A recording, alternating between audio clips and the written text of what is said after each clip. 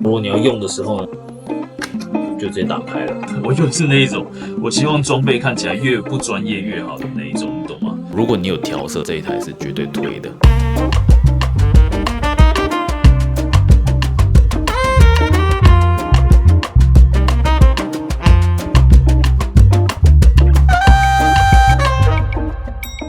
OK， 那这一支 Vlog 主要就是来表现一下用 DJI Osmo Pocket 4P。那如果说你有想要买或者正在考虑，你就可以看看这一支 Vlog。如果你主要是要拿来拍 Vlog， 你也不是什么专业的摄影师，我觉得这支 Vlog 就很直接的，因为就是一个任何人都可以拍的 Vlog， 没有什么很华丽的生活。一个我觉得很努力工作的人，过着简简单单的日子，在台湾有一个小租屋，平常都会去台北市哪里逛逛这样子。因为我自己手上有一个Osmo Nano。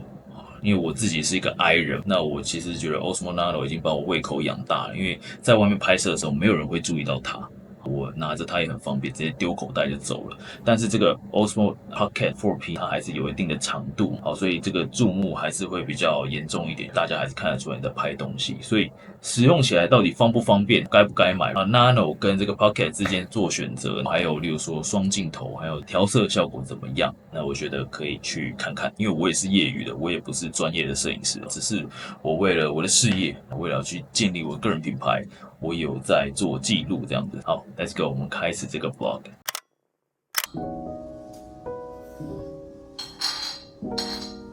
我现在要做咖啡，用这个 Osmo Pocket 4P 来测试一下，它会不会跟着我移动？好像会，因为这个时候就没有人拍我，就可以这样子弄个手冲这样子。这一次要来做个冰抽，看一下它效果怎么样。但我还是一个新手，所以我也不是很确定。做对不对但是就是测试相机为主，自己喝得开心就好，好吧？我觉得手冲就是这样，喝得开心就好，非常心虚。这里还有做一些笔记，这些笔记可以帮助我记住要用多少东西，这样子。这是 B60，这是我从缅甸带回来的豆子，听说是蛮有名的，但是我带回来之前，我其实是没有在手冲的，那就想说，那就买一整套手冲的东西，所以你看这边的东西完全都是新买的。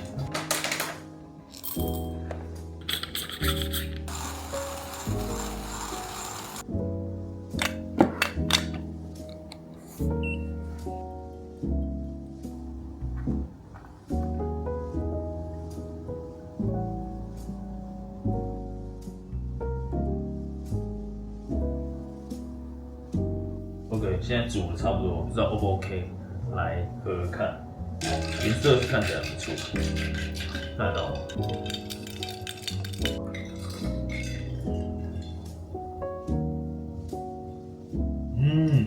哇，来一个冰抽，这个夏天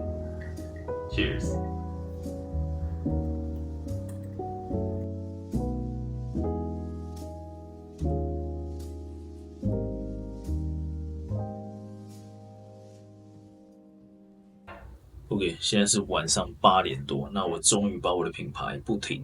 的正在进行当中的课程订阅制接案法这个简报给赶完了，今天赶了一整天。其实简报这个东西，很多时候都还是要用手做啦，这也是为什么前阵子 NVIDIA 为什么要花那么多钱去请一个简报设计师？对，所以我的简报都还是自己做。那或许未来，我觉得如果有必要，可能会花钱，也是请别人来帮忙做我的简报。其实我的简报页数不多，每一堂课差不多都是20几页，不会超过30页。那只是我要去一边做的时候，一边去构思我每一页要讲什么，进行到这一页的时候，我应该讲一些什么样的内容。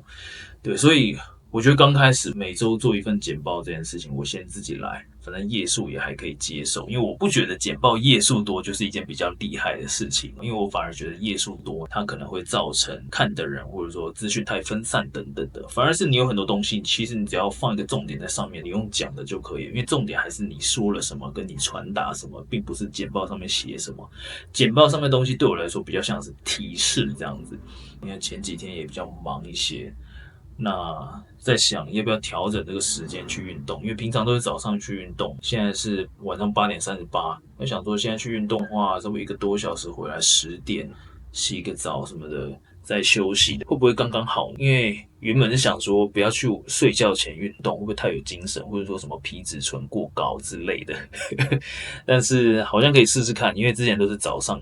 运动跟下午运动。那现在会觉得说早上跟下午会比较适合拿来工作啦，所以想说，那不如先让白天就专心在工作上面试试看，跟某些族群一样，晚上去运动看看好了。OK，let's go。OK，那我现在暂时是用这个 Osmo Nano 在做这个录制，因为我想要给你看我买了一些配件。这边我是买了一个这个什么 Sunny Life 啊，这一个简单的塑胶壳，现在也没出什么其他的款式，一些大牌都没出，至少我虾皮上有看到这个，差不多100-200块，很简单，它前面可以保护萤幕嘛，就这样，看就装上去了。如果你要用的时候呢，就直接打开了。那我自己个人是希望这样的东西，它可以直接的让我放口袋就走了，不然，例如说放在包包里面就这样丢进去而已。我个人的经验是这样，如果它很难拿出来，就例如说你放在他们原厂的包，或者说干嘛其他的一些包等等的，你放在包里面，你还要拉链，你还要拿出来这边装，因为很多的你装上去其实也放不下这么长，因为这个是延长的，但是如果它没有原厂延长的东西，除非说你可以去买一个短的啦，但如果你没有延长的东西，它也没办法装下面这个小脚架。这个是幽蓝紫的，我觉得很不错，短短的很极简。那我就用原厂的这个去装，就会变得很长，更不用说有些人加装那种续航手把，我就觉得好像更长了一些。所以最方便的，我觉得这样壳一开直接用，然后壳也不用很小心，因为壳就是这个塑胶壳，就是这样直接用。用完之后就可以收起来，就直接放包，或者说放口袋之类的。那等一下就这样带出门去这个健身房看看。Let's go。OK， 那我现在正在整理一些出门要带的东西。也可以跟你分享一下，我大概都会带哪一些东西。这一支 vlog 主要就是用这个 Osmo Pocket 4P 来拍摄，所以其实蛮方便的。因为以往我懒得带相机，你看我的相机这一台，虽然已经很轻了，很多人都愿意带，但我就不愿意。我就是那一种，我希望装备看起来越不专业越好的那一种，你懂吗？在外面的时候不要引人侧目的那一种。但我觉得 Osmo Pocket 4P 还是会引人侧目啦，只是说没有这么大。就觉得好像比较方便，而且轻很多。我不知道有没有人跟我一样买这个 MacBook Pro 16寸，而且是什么 Max 版本，反正我尽量把它冲到顶规，花了很多钱这样子。买来的时候超后悔，因为以前我都是用13寸、14寸这样子。第一次买16寸，因为之前看别人用16寸，觉得哇好像很爽，然后萤幕又很大，结果自己买了之后发现哇怎么那么重？我不知道是不是因为有冲比较高的规格的关系，可能里面装了比较多东西，其实蛮后悔的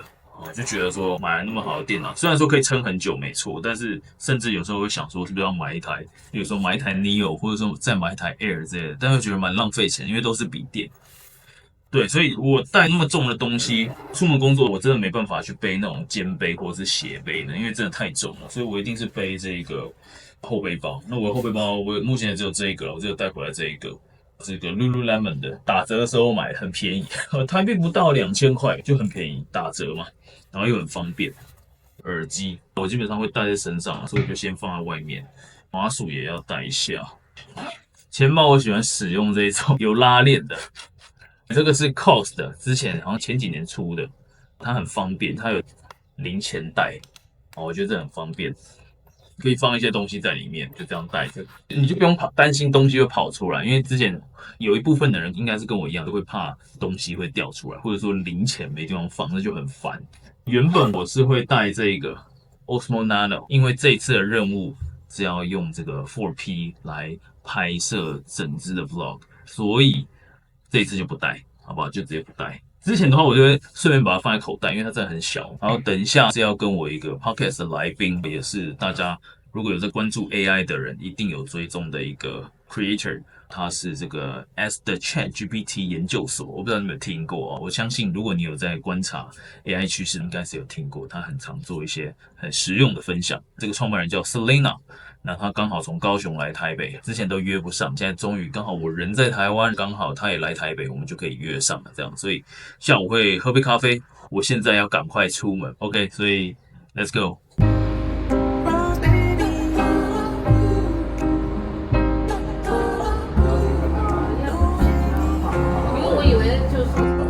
现在呢人在咖啡店，那主要是现在有学员在这个紧急联络，就是有透过这个小帮手来紧急联络我说他跟他的朋友之间出了一些问题，那就是我觉得跟朋友一起合作会比较容易有问题的状况，所以现在很快速的那个 online call 去跟他快速解决这件事情。这个是小帮手帮忙整理的一些东西，然后现在正在等待对方上线。你朋友预扣你们的钱，其实是很奇怪的一件事情，因为他接的案子他转包给你，那你不应该有连带责任，你懂吗？如果是我们的工作室发包给朋友，那我们自己没有跟朋友谈好，没有谈清楚，那我们是不是自己宁愿我们先吃亏，也要守住我们两个友情的关系，对不对？对，那大不了是我就是自己少赚一点，或是我自己小亏，但是我也不要我朋友亏到，这个才是正常的好的朋友，然后一起做合作伙伴。对，所以他现在跟你在那边闹脾气，我觉得是有点不专业的表现，而且我觉得很大的问题就是他的价格自己踏不定，所以你会被他拖累，他又把气出到你头上，你懂吗？改名了。刚刚我说，我出门前说他的这个账号叫做 S 的 ChatGPT 研究所，让他改名了。我们让他本人说一下是什么的，什么名字呢 ？S 的 AI 研究所。那你要不要推一下你的？限于 ChatGPT。你要不要推一下你的 Podcast？ 哦，然后还有同名 Podcast 也是 S 的 AI 研究所，欢迎大家去收听。每周都可以收到最新的 AI 趋势，不用自己去追新闻，然后还会帮你整理就是 AI 的技巧。对，你们去听。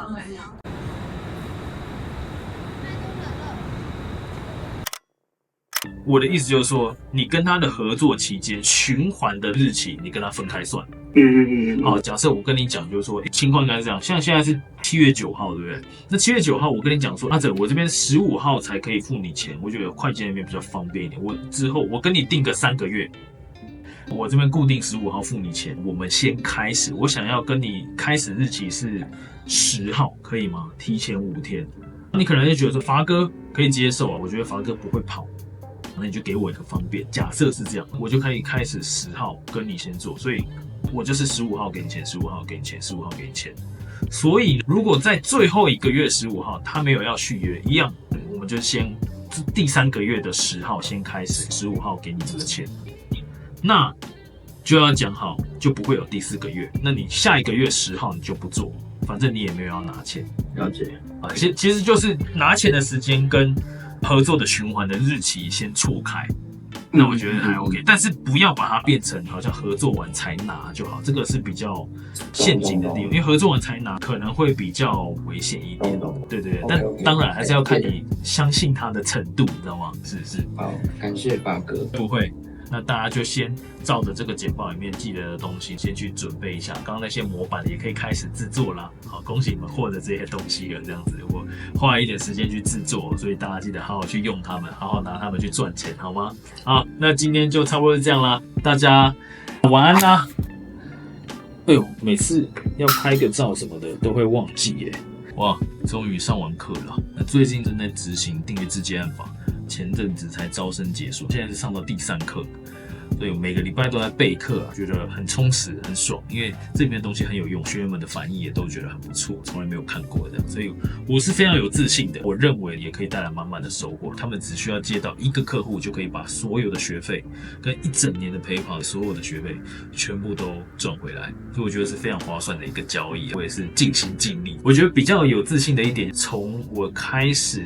知识变现以来，也就是说开始着重在接案这一块，开始做教学以来，这相关的产品以来，我真的都是花很多时间，所以基本上还没有遇过那种别人觉得好像我付了钱进来，结果很水的这个情况。我知道有很多人都会这样，比较无良的业者为了要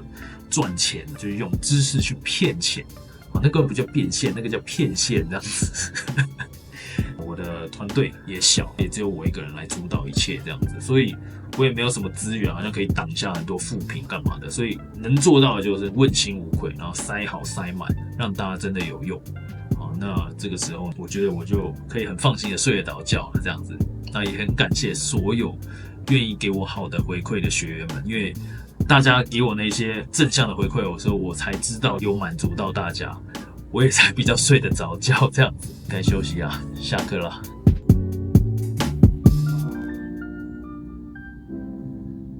OK， 那我现在是用他们家的这个麦克风哦 ，DJI Mic Mini 哦，我自己是最喜欢 Mic Mini 的声音啦。之前的影片我都一直用它的内建的麦克风试，因为我在想说出门的时候，有时候我们其实很懒得去连接这个麦克风这样子，所以之前你看到的那些 footage 全部都是 DJI Osmo Pocket 4P 它的内建收音这样子。那现在我就是试试看用这个 DJI Mic 来做个收尾。那我会推荐给谁？如果说你今天是像我一样，如果你想要出门的时候带一个相机，不想要太重，我觉得这一台就是非常好的帮手这样子，而且它的重量是真的蛮轻的。因为我自己有一台这个 Sony 的相机，是这个 ZV-E10 Mark II。虽然它已经很轻了，它就是一般相机的那一种形状，我觉得重量也不重啦，只是说像这种比较专业的相机的形态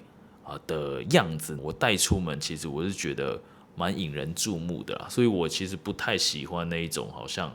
大家知道我拿着相机在拍，特别大 can 这样子。对，所以我不是太带那一台相机出门。后来我又买了这个 Osmo Nano， 老实说，我的这个胃口其实被 DJI 他们家的 Osmo Nano 给养大了，因为它实在太小了。画质我觉得其实在白天的时候其实是蛮 OK 的，又可以调色，对不对？所以而且重点是因为我其实是个 I 人啦，那身为一个 introvert， 我出门的时候，就算我在拍摄，我真的不希望有任何人知道我在拍摄。但是我又知道有很多画面，其实在外面拍其实是蛮美的这样子，只是我没有那个勇气，或者说我也不想好像架一个脚架在路中间，大家都在看你在拍什么东西，你懂吗？所以后来我用 Osmo Nano 都是直接吸在电线杆上面或者什么直接拍，路人也都不会注意到我在拍，因为它太小了。所以如果以隐秘性来说，我觉得 Osmo Nano 是赢的。所以如果你在想你是一个 introvert， 你很怕生，你很怕被人家发现你在拍东西，那你可以入手 Osmo Nano， 因为这个Osmo Pocket 4P。就是 Pocket 系列的东西呢，它还是有一定的大小啦，所以大家还是会看到你在拍东西，因为你手上还是握着一根，对不对？但是 Nano 它就是小到一个拇指相机的这个大小，又可以吸在铁上面，所以真的是没有人会发现，而且大家都会觉得它很像玩具，所以就算你跟朋友在玩这个相机，或者说你在拍朋友，他们也会觉得没那么大的压力这样子。但是画质上面又有差了。Osmo Nano 它毕竟是很小一台，所以它画质我觉得白天会比较好一点。但是这个 4P 厉害的点就在于它有2个焦段，它的画质一定是比 Nano 好的。尤其是光是从 Osmo Pocket 3代，我那个时候就有在观察，3代就已经夜景很不错了。所以现在又多了 D-Log 2， 听说 D-Log 2可以更有效的把这个暗部给压回来，在后期调色的时候，它的这个 Dynamic Range 有17档。因为我不是很专业，但我只知道你在调色的时候很厉害就对了。所以如果你是一个对颜色有要求，稍微会调个色的人，那我觉得你可以去买这一台。但是如果你是没有要求的人，你说要不要买这台？我觉得可买可不买。意思就是说，如果你其实搞不懂不同焦段可以拿来拍什么东西，老实说，我就觉得你买3或者是甚至买4其实就够了。我觉得不一定要买到双镜头的版本这样子，对，那差不多是这样，也是一个非常诚实的一个 review 啦。我觉得因为这是我第一次用，我那个时候 Pocket 3出的时候，我其实就有在想要不要买，但一直就没有买，所以现在 4P 出了之后，又是双镜头，一定要买来试试看。好了，那最后我其实想要去讲了一件事情，如果你是讲究那种隐秘性，我觉得 Osmo Nano 会比较适合你。例如说，我去健身的时候，我就有发现 Nano 还是比较方便。为什么？因为健身房很多铁的器材，你就很好去拍一些很独特的角度，就可以吸在铁上面。但是这一台 Osmo Pocket 你要买配件才可以，而且还有一件事情就是它比较大、比较长，所以大家都会知道你在拍东西，你就会稍微有点耻。你就要克服那一关，我不知道你可不可以，但是我会觉得不是那么舒服。但是如果是 Nano， 因为它太小了，所以我很自然就把它吸上去，反正也没有人会发现这样子，而且它就很没有杀伤力，对不对？而且老实说，你在健身房拍的一些素材你也不需要画质多好，你懂我意思吗？而且 Nano 的画质其实我觉得老实说已经算不错了啦，因为你在健身房拍一些东西，我觉得对我来说，我就只是一个 B-roll 的过场，让大家知道我有去健身，我在干嘛这样之类而已。所以我觉得 Nano 对我来说还是很够用。但是 4P 我会不会后悔买它？其实不会耶。为什么你知道吗？因为我觉得有时候出门 Nano 它很小，没错。但是很多时候我都会带另外一台相机，前阵子我都是带 Fujifilm 的那个 X100 VI， 但是那台相机它其实是很难自拍，它没有办法去，基本上是没办法自拍，它没有翻转萤幕这样子，所以我其实觉得它不是一个很好的在外面拍摄影片的一个工具。但是因为它影片能力不错，所以我还是会拿来拍啦。但这个如果Osmo Pocket 4P 出现了之后，基本上我应该未来就是带 Nano 跟带这一台 4P， 两台加起来在我包里面还是很轻。好，我觉得就很满意了，而且还2个焦段，那我就完全够了这样子。呀，差不多是这样。如果你有调色，这一台是绝对推的，好不好？好了，我觉得这一集就到这里，差不多该睡觉了。讲那么多，想买就买，对不对？以这个价格来说，获得的真的是很多。好，晚安啦。